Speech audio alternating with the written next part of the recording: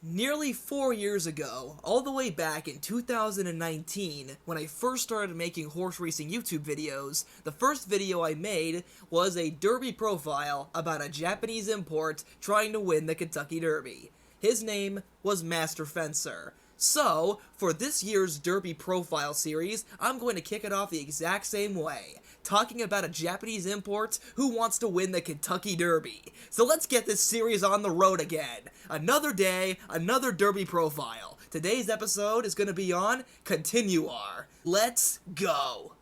And in accordance with last year's Derby profile, we are going to be keeping up the same formula, talking about the horse's stats, major races, their running style, and their strengths and weaknesses. So to start things off, let's talk about the stats of Continuar. Continuar has raced 5 times in his career, with 2 wins, 1 second, and 1 third, and only 1 race off the board, which was the Saudi Derby with a 5th place finish, and his earnings are just under $338,000. These major races come in the form of his victory in the Catalea Stakes, which is a Japanese Road to the Kentucky Derby prep stakes, giving him 10 local points, and also a 3rd in the UAE Derby, which gave him 30 points on the American Trail.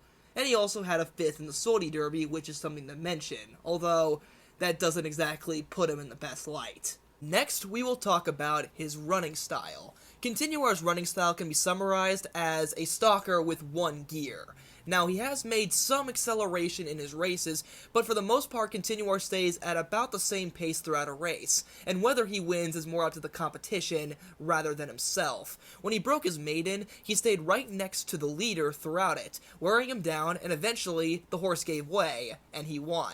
In the Catalea Stakes, he definitely made his most significant move, staying towards mid-pack, but then sweeping on the outside, going past tired horses, and eventually winning the race. However, in the Saudi and UAE derbies, he was much more stationary, staying in the same position throughout the whole race and not really making up much ground. Now, this could be chalked up more to the racetracks rather than himself, but it does show that he doesn't have an incredible turn of foot.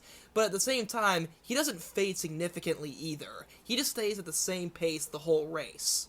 And this sort of singular pace race can be seen as a strength for Continuar, because it means over the course of the arduous 1.25 mile journey, Continuar will not show signs of fatigue and take down tired horses, which could result in a pretty good placing.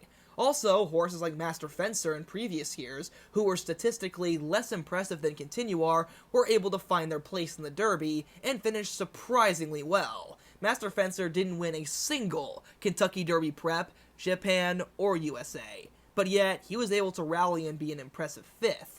Continuar could be a similar way.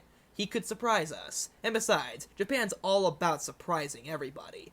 But on the other side, when it comes to his weaknesses, even amongst his other Japanese brethren, he is very outcompeted when you look at his races. In the Saudi Derby, he was behind Sodagake, who outfinished him being 3rd, while Continuar was 5th. And in the UAE Derby, although he did finish 3rd, Continuar was beaten by at least a dozen lengths by Sodagake and Dura Arede, both Japanese horses aiming for the Kentucky Derby. So he'll have to worry about them, and of course, the 17 other horses running in the Kentucky Derby, which isn't a good sign. And some might say that, well, the most popular Japanese horse before an international race hasn't always won.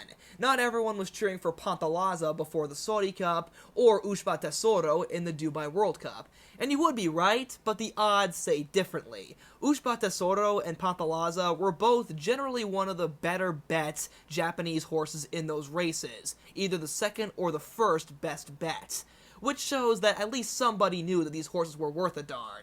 So, if Continuar is much significantly worse bet than his other 2 Japanese comrades, that's not going to be a good sign. But we'll find out towards Derby Day, and that's more of just a superstition. The main weaknesses that we know for sure is that his fellow Japanese partners have defeated him. So, that's not exactly a good sign being the 3rd best. And that concludes our first episode of Derby Profile. Overall, Continuar is a one-run kind of horse who can pick off some good horses, but even amongst the other Japanese horses in this Derby field, he's far from the best. And with that, I give Continuar a grade C+. Now he gets the plus because you can't simply throw out a Japanese horse. With how good they've been doing recently, you can't completely say they got no chance. And with that, hope you guys enjoyed this first episode of the 2023 season of Derby Profile. Comment down what horses you want to see in the next episode, and I'll see you guys next time.